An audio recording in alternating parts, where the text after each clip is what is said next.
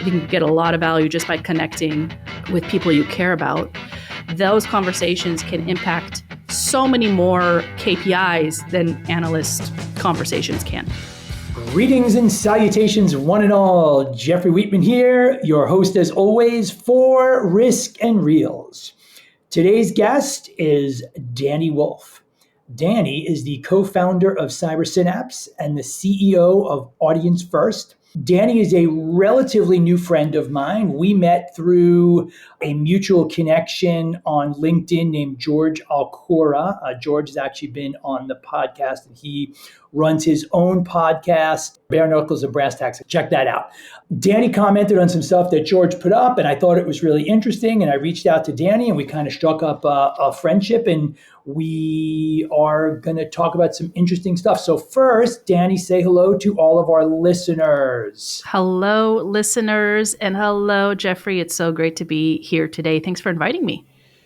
Oh, I'm happy to have you. And it took us a little while to get this thing scheduled with all of the Jewish holidays and now the American holidays and all that stuff. So life gets in the way of life.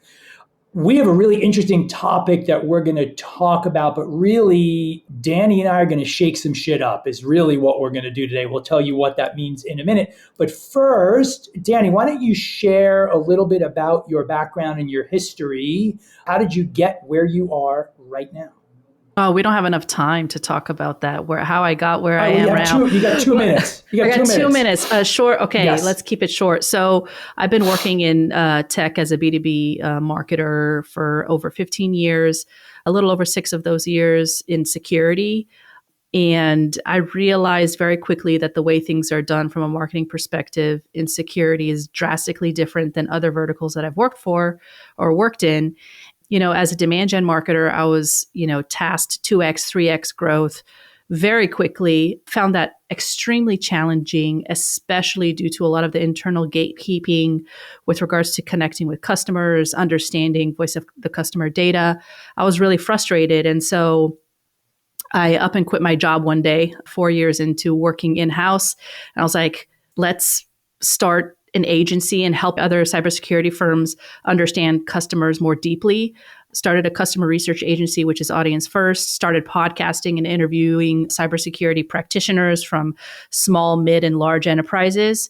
And I started sharing those insights with go-to-market teams so that they can, more predictably scale growth backed by evidence. That really resonated for a while. And, we've been podcasting about that for 3 years now. And just recently, we launched a new buyer research platform for cybersecurity firms called CyberSynapse with my partner, Ben Siegel. It's a division of the Cybernest, which is a knowledge sharing platform for security practitioners. We allow those cybersecurity startups to directly connect with decision makers in mid to large enterprises so that they can have those research-based engagements, so they can then more directly, get that feedback from the people that they care about, get that wisdom they need to apply to their growth strategies versus waiting for the analyst or waiting for the yearly report. They can more directly access on-demand wisdom from the minds they care about. So it hit like wildfire. People are really interested. We already have a few customers.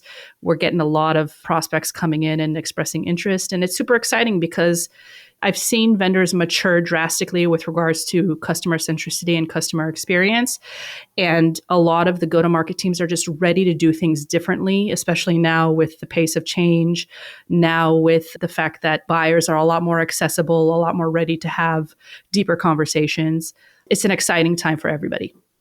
So we're gonna dive into that in a lot more detail. And I think that's really what we kind of want to shake up a little bit. But of course, as everyone knows, we always start off with a movie question. So name a movie where the main character changes things around him by shaking things up, shakes the tree, shakes the fence, is not dealing with the status quo, refuses to accept things the way they are. Name your movie. Off the top of my head, Beetlejuice, but let's just put that to the side for now.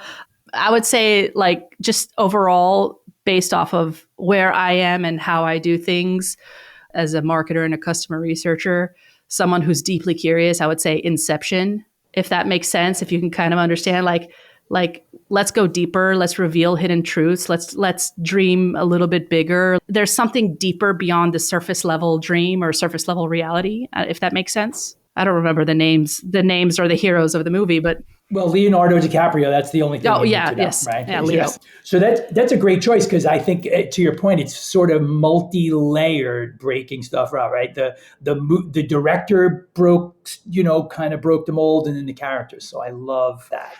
Okay. As all of our listeners know, and anyone who knows me knows, I spent 15 years as an analyst for one of the largest industry firms out there. They built a model 50 years ago, 40 years ago, that essentially hasn't really changed, right? The vendors had to go to the analyst firms and say, tell me what you're hearing. And the end users had to go to the analyst firms and say, tell me what you're hearing. And what you were really getting was the interpretation of the analyst firm. And I can tell you as an analyst, some analysts are much better than others. I would like to think that I was a pretty good one, but there are definitely folks out there that I don't think actually accurately reflect. So why don't we start off with sort of a simple question, a leading question. What's wrong with the current model? To your point, this model was built several decades ago, and I personally don't think, and from experience, don't think that model has caught up with the way buyers and the way vendors are essentially behaving.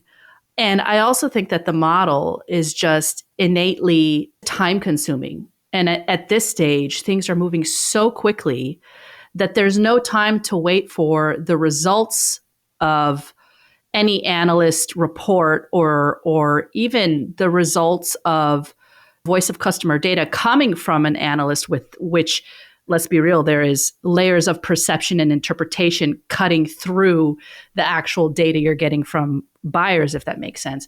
So the problem is timing with the model and also interpretation of the analyst, right? Like you're not hearing it directly from the actual person that you care about.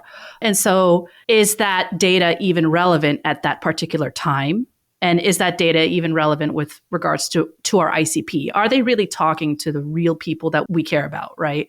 So I'm actually curious to know from your end, I'm going to pose a question back to you. You mentioned what's wrong with the model. Why do you think that model hasn't changed with such a large company who has a lot of power and influence in this industry? Why haven't they changed the model to keep up with the pace of change with regards to how buyers and vendors behave? Yeah, it's my podcast. You're not allowed to ask me questions. I got to go on your podcast. But see, this is the problem when you talk to a researcher. I'm going to ask questions equally because I'm curious. I'll give you some thoughts. I think part of it is a function of how large the two biggest firms have grown. They have to be very careful that what all the analysts are saying matches, right? There's also, especially on the market analysis side, like a Magic Quadrant takes 4 months from start to finish, and there's just not enough time to redo that. And then I think, and this has been a hit on the bigger firms, and I think it's accurate, which is that the bigger vendors tend to show better because they have more money to throw at the problem, right? I know people say pay for play, and as a former Gartner person, I can tell you that's not a thing. But what I can say is that the bigger vendors have more money to throw at addressing shifts in the market, in theory, more rapidly. So I'd say those are the main reasons why. I mean, when I first started, I could write a research note in 6 weeks. Now it takes 6 months because so many more people are involved. And when you talked about the speed, I'm sort of drawn back to just over 2 years ago. If you would have had a call with an analyst in October talking about Gen AI, and then you had that same call with them at the end of November, what happened at the beginning of November 2 years ago? ChatGPT came out and became public. You would have a very, very different conversation. But if you spoke to the analyst before, and then you went to market based on that, and then you didn't have that follow-up call, you're in trouble. Right? Yeah, I think it's also important to kind of differentiate the use cases of using a traditional analyst firm for anything and, talking to actual buyers, right? Like if I'm somebody who wants to get a sense of the market landscape, obviously talking to analysts is awesome. I think there's great value in the traditional analyst firms.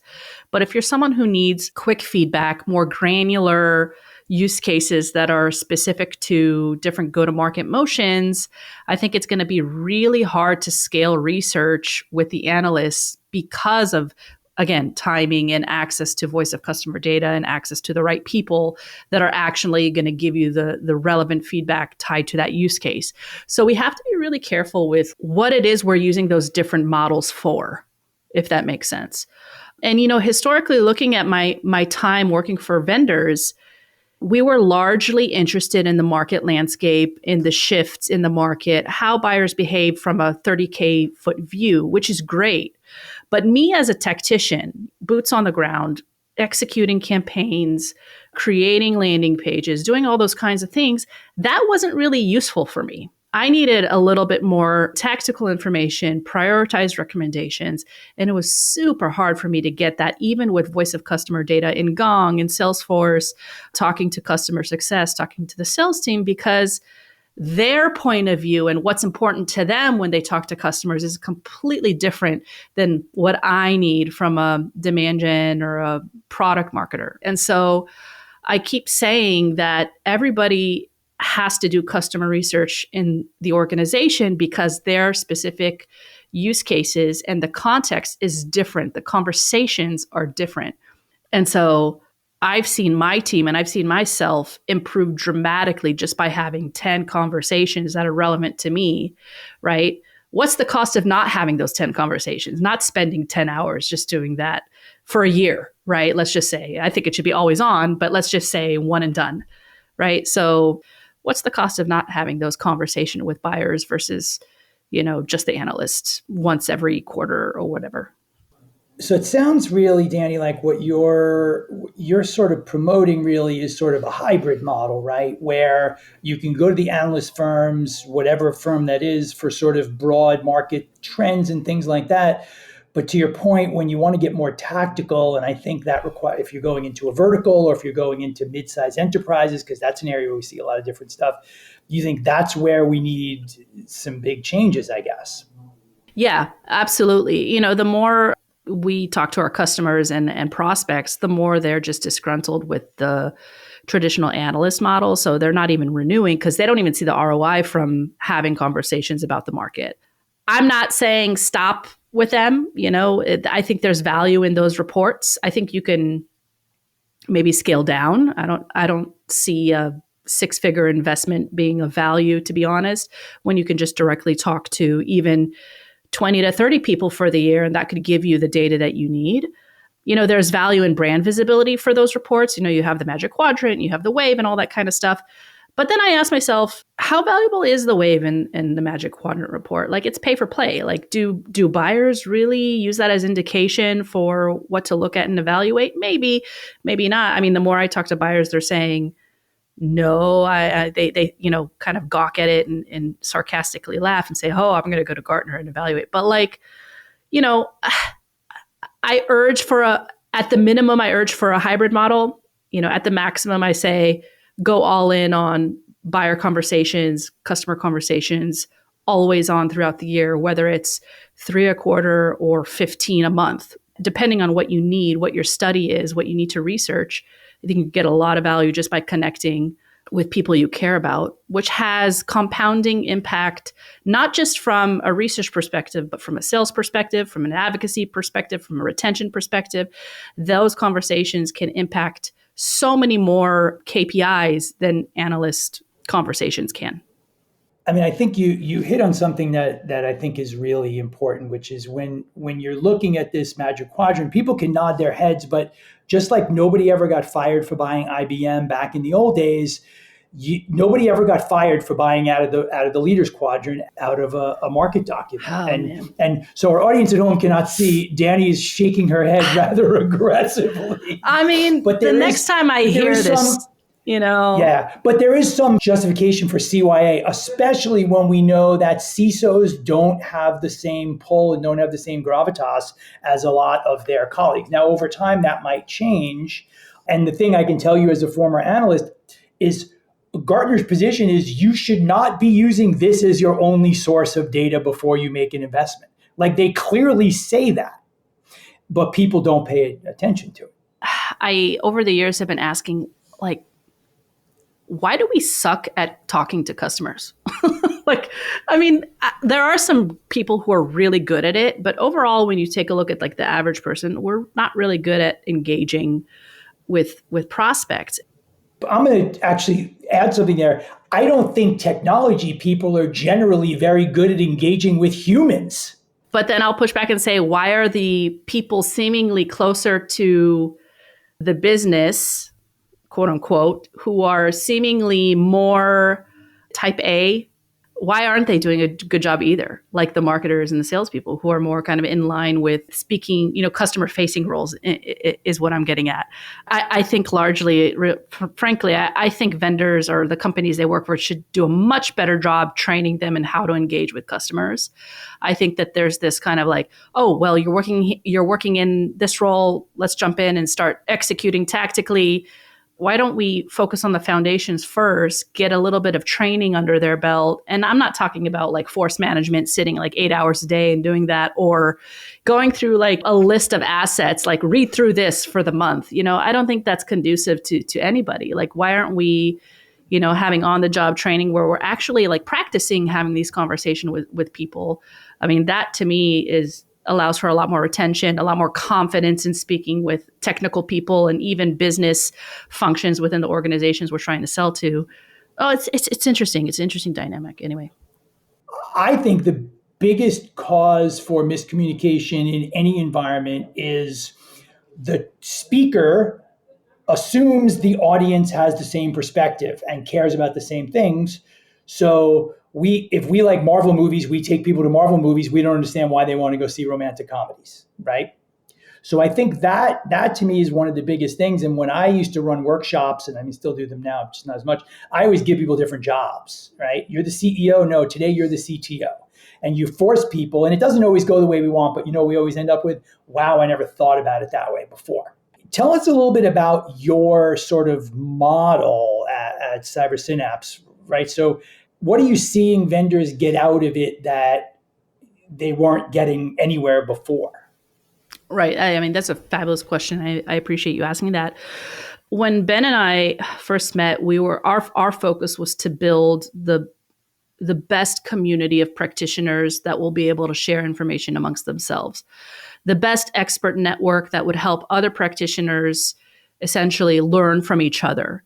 And then down the line, I was like, Ben, why don't we also open this up to the vendor space? Because they equally need access to the practitioner for help. And that's where we put our brains together and we said, okay, we've seen other research platforms provide access to 3 million participant database, blah, blah, blah, blah, blah. But then when I use those platforms, I was like, am I really getting in front of the people that matter to me? No. And I don't even know that. Like, it's all anonymous. And for all I know, I could be getting data and feedback from a vCISO sitting in their lone office, which could be good feedback, let's be real. But, there are nuances to the questions and to the feedback that I'm getting that can differ between a vCISO sitting in their lone office to somebody who has a team that I potentially need to persuade to buy from me. So what we've done is we've essentially tapped into the CyberNest network and have recruited from our community of 700 plus security practitioners, active practitioners sitting in the roles within mid to large enterprises. We've told them, hey, we'd love for you to become an expert. Are you willing to work with security organizations and security vendors equally? They've all opted in yes. And what we've done was created an expert directory where vendors can sift through and see who it is they want to talk to based off of strategic priorities, frameworks, tools they've evaluated, certifications that they have. They can directly see where they've worked in the past. That gives the vendor a lot more visibility and accessibility to understand who it is that they're talking to and get one-on-one time with them. And then beyond that, we've directly connected their availability in their calendars so that they don't have to use a person or a platform to schedule for them. They can directly schedule the research consultations within the platform. And then beyond that, which is the sexy part, is we record all of those conversations, we transcribe them, and then we distill those insights to provide prioritized recommendations based off of what it is that research call is. So let's say somebody needs to talk to a handful of CISOs about how to win against, one of the biggest cloud security players. How do we button up and kind of beat them? Well, we can search for CISOs who have used that cloud security player competitor, talk to them, and we give them the research playbook to have an engaging conversation. So we essentially guide them with the right questions to ask based off of what it is that they need to know. Let's say, how do we position against them? And we give them those questions. We let them understand what those variables are that they need to be assessing. And then they have the conversation. We distill the insights. We give them also stakeholder reports so they could take that back to the organization and apply those insights. So it's like a full customer feedback loop for the actual vendors. You can have conversations, you can get data, but most of the time, what I've seen also as a researcher and as a marketer is those reports and those data just sit on the table or on the shelf and collect dust. They don't do anything with it. They don't use it time and time again. So what we're trying to urge and what we're doing in platform is pushing that data to be used. We analyze for them so that they can apply it to everyday strategies and tactics, prioritize. So that's kind of the differentiator there. And we're continuing to build with different functionalities. Right now we have a great product and it's constantly growing along with our expert directory. So we're super excited about it. We've got a lot of great reception and from both sides, both the practitioner community and also the vendor community as well. One of the things that I've been talking about a lot lately is the collaboration or lack thereof. The way I kind of pitch it is that we're at war and we're losing. And in part, we're losing because we're a fractured set of defenders against unified enemies, right? We know the bad guys, they're all talking to each other. And you and I know some of those people, right? But it sounds like what you're sort of trying to move people toward is more collaboration, right? And I think we don't collaborate enough inside our own companies. We don't collaborate with other companies in our vertical. We don't collaborate with companies outside of a vertical. And I don't think the vendors do a good job of collaborating. And I think that's a huge problem. There are plenty of ways we could collaborate with our competitors that will not undercut our ability to sell product or theirs, and they refuse. And as a result, everybody's suffering.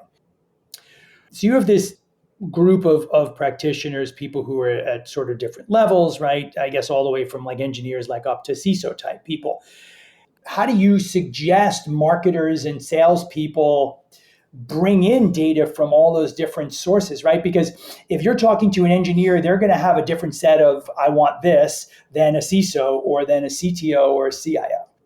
How do you weight the stuff really that's coming in without making it sort of self-serving? So how do you coach marketing people on that piece of it? Yeah. So definitely you have to assess like what it is you need to know that you don't know. That's first and foremost. Like what are we trying to achieve from the conversations? Then we have to select the participants that we need to talk to. And I always say, at the minimum, you need to have 10 to 15 calls. 12 is a sweet spot. But if you're doing a study around website messaging, and our ICP is, security engineers, you're going to want to talk to at least 15 security engineers so that you're able to extract enough saturation from the conversations, enough trends. But I always say like split 70% security engineers and then 30%, CISOs as well. Maybe getting some external insights from not necessarily your ICP, but someone from the buying committee as well. Like if you're going to do a full study, ICP for sure, like your decision maker, who's the person who's going to use it as well. Anybody who could potentially be detractors as well. Somebody who's going to be a barrier, that could be a good thing. So if you do a full-on study, take a look at the full buying committee. But first and foremost, start with the people who are going to use the product, who are going to buy the product, and then who's going to have influence on purchasing the product as well. And ask the same questions, ask open-ended questions that aren't leading questions so that there's no bias there. And if the answer hasn't been addressed, ask the question again in a different way. That there's no shame in asking all over again if you don't feel like you've gotten the answers that you wanted. And then it's the analysis is where, what's the phrase, like where the rubber hits the road. That's where you're going to see the real value is like, okay, let's do this manual analysis as well. Let's take a look at what's been said here, but looks like it's biased. Take that out, So you're going to have to take a look and really dig in deep by yourself. And we do that for you, but we urge our customers to also take a look at the transcripts and do their own distillation and analysis. This is a conversation that, from my background, I have all the time with our product people, with our marketing people, with our sales people, which is what makes you think this thing we're doing solves a problem, right? And I don't think collectively vendors do a great job of that. I mean, there was a question on Forbes Technology Council the other day asking, what do I think? What do you think the biggest mistakes startups make? And I said was assuming that the creator and the founder is the person that should be running marketing and sales. So my last question is, what do you think the one biggest mistake smaller vendors make today? Assuming they can sell to enterprise. All right, and why is that? They're just going to be eaten alive. Start mid market, start there, and then once they scale, go enterprise. One, it's been validated by buyers themselves, but also I've seen it happen. I've been there. It's hard. So, all right. So I'll do a quick recap and then I'll hand it back to you for any final thoughts. Okay. So you said one thing early on that I thought was interesting, but not surprising, which is that marketing in cybersecurity is very different than the other marketing that you have done. So that's a message for any marketers out there who think they can just walk right into a cyber company. And my marketing director is actually sitting behind me and basically just gave a thumbs up on that one because she knows. The second thing really is that we sort of talked about the old advisory model. And I think that's it's not just the analyst firms, right? It's also consulting companies and those people. It has really just not caught up with the new way of doing things. The businesses need to be much faster. They can't wait 6 months for a report. The traditional analyst firms are still good for some things, looking at big picture market trends, but really they're slow showing kind of micro shifts, right? So they don't do a great job, I think, of getting the voice of customer out there, and they don't necessarily provide enough tactical guidance. And I definitely saw that when I was on that side of the table. People always need to be looking for new data, looking for new information, looking for new intelligence. Vendors need to be better at engaging with customers. This is actually a conversation we had yesterday with the leadership team over at Black Kite, which is, how does marketing get more exposure to customers? How does customer success, sales, right? We need to keep that engagement because their needs change. We need to change and respond to that. And then we talked a little bit about why it's such a struggle getting to talk to those customers. You also talked about sort of questioning data sources, right? When you access data, where does the data come from? Is it being filtered? You can have one article and it then gets pushed out to 20 different sources, and then it looks like you have 20 sources for a data point, but in fact you don't, because it came from one person who very likely didn't know what they were talking about. Data, information, and reports are useless unless they are used to drive action and change. And I think that may be the key takeaway from my end. Before you start talking to these folks, what are you trying to solve? What problem are you trying to solve? What is your goal? Make sure you're asking the right questions of the right people. You got to split your engagement with practitioners and leadership, right? So talk to the people using your tool and talking to their bosses. You got to talk to at least 10 or 15 people. That way you get diversity in input. And then you need to do an analysis looking for the biases. So those are kind of my key takeaways. Any final questions, thoughts, comments, Dani, for our listeners? I think, first of all, I love that quick summary. That was awesome. You were really paying attention, which I love. I think one more thing to note is that there's a difference between talking to your customers and difference between talking to your ideal customers and buyers. Getting that internal view perspective versus the outside perspective, both have great value, but having that outside perspective with people who aren't necessarily in your sales process or actual customers has immense value on how they perceive things and how you operate and how you function and execute. So there's a balance and fine dance between the two, right? There's a difference between the two, and there's a way that you can balance the two as well. I think a lot of the stuff we do is all about balance, right? Risk management is about balance. Sales is about balance. Modeling. I was an economics major in college. One of the things I took away was that when you build a model, If you make it too simple, it's not very accurate. And if you make it too accurate, it's too hard to use.